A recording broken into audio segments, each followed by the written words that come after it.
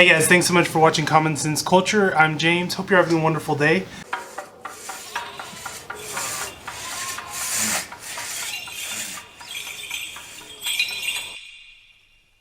In today's episode, I just want to do a quick update, mostly a garden update, our second attempt, kind of let you know what we did differently and how it's going so far.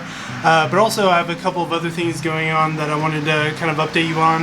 Actually, my next video is probably going to be a response to a viewer comment on one of the videos.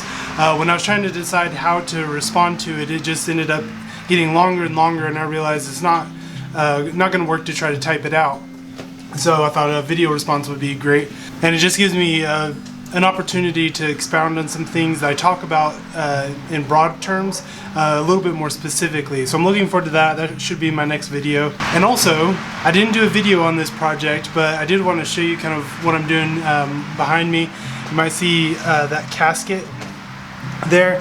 I've talked about how I'm going to do some videos on how to build a casket, how to make a casket, and this one is the first one I did. It turned out quite a bit rough around the edges, enough so that I didn't feel comfortable giving it to the church to be used, and so instead I turned it into a tool cabinet. We're trying to kind of downsize a little bit and get organized, so I thought it'd be great to turn this into a cabinet. Actually, it's somewhat common for people to buy their casket in advance and then turn it into bookshelves or somewhere to put their icons, something to be a daily reminder of death, which is just one of the ways that we remember that this life is temporary and ultimately we're living for something much larger, much bigger than our time here on this earth. And so I've turned mine into a tool cabinet. I want to show you that. Alright, you can see that I have some of my clamps down the side, just kind of holding them there. I did put a little latch here.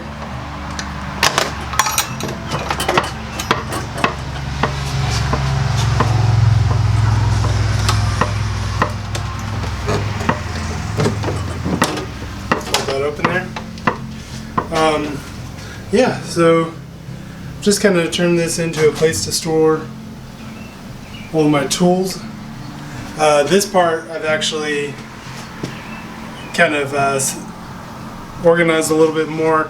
I have my all my saws, my chisels, drill bits, my bracing bit, the wood planes. All of that is pretty well set up. I haven't quite set this up down here, but I have my measuring tools, sharpening tools. Then down at the bottom I have more miscellaneous stuff, oil, vinegar stain, some glues, stuff like that. But so far I'm really liking this. I'm trying to set it up to where if I needed to put this on its back, that everything would still stay where it's at, and I think it's pretty well set up for that. But just wanted to kind of show you that project, and of course across there. Alright, and now for the garden update. So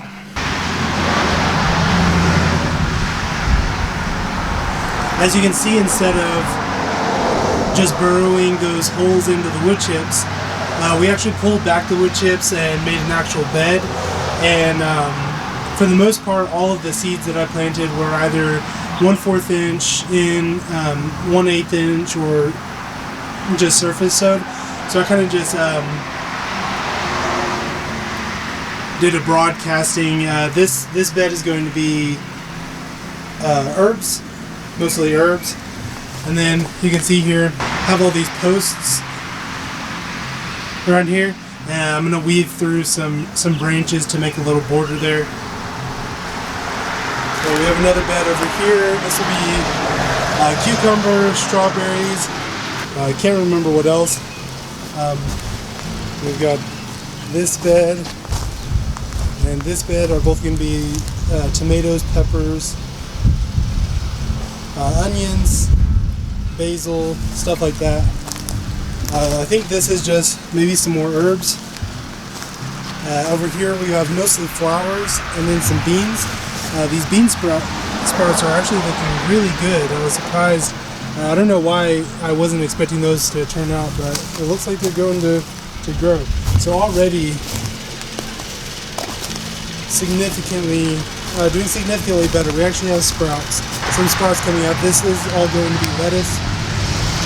So what we did differently this time, go watch my episode where I kind of talk about the failure of the first attempt. That'll kind of give somewhat of a basis for this video. But we mainly did just a couple of things. We pulled back the wood chips and made full beds, and then we also added some compost, some organic compost to it. Now, for the most part, we don't want to be adding in outside sources because the idea is if you farm effectively, if you use better practices, then the land can be self-sustaining. You don't have to pull from somewhere else. The idea that you would have to take nutrients away from one spot in order to add it to another is by definition not sustainable and not a very good way to think about how to utilize resources in ways that are just taking and not cyclical and self-sustaining.